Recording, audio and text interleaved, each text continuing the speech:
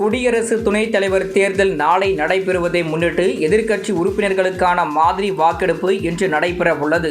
இந்தியாவின் 14வது குடியரசு துணைத் தலைவராக பதவி வகித்து வந்த ஜெகதீப் தன்கர் கடந்த ஜூலை மாதம் 21ஆம் தேதி திடீரென பதவி விலகினார். இதனையடுத்து துணை குடியரசுத் தலைவரை தேர்ந்தெடுப்பதற்கான தேர்தல் நாளை நடைபெற உள்ளது.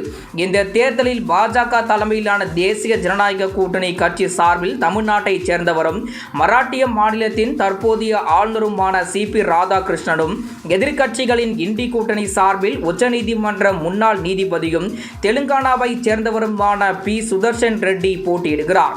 இந்த தேர்தலை ஒரு சித்தாந்த போர் என எதிர்க்கட்சிகள் தெரிவித்துள்ளனர். இந்த தேர்தலில் நாடாளுமன்ற, மக்களவை, மாநிலங்களவை உறுப்பினர்கள் மட்டுமே வாக்களிக்க தகுதியானவர்கள் என்பதால் பாஜக வேட்பாளர் சி.பி. ராதாகிருஷ்ணனின் வெற்றி உறுதியாகி இருந்தாலும் இந்த தேர்தலில் தேசிய ஜனநாயக கூட்டணி தன் வெற்றியை உறுதி செய்வதற்கான பணிகளில் தீவிரமாக ஈடுபட்டு வருகிறது. அதன்படி தேர்தலில் வாக்களிப்பது எப்படி என்பது குறித்து தேசிய ஜனநாயக உறுப்பினர்களுக்கு பாஜக சார்பில் 3 நாள் பயிற்சி கடந்த 6ஆம் தேதி முதல் நடைபெற்று வருகிறது.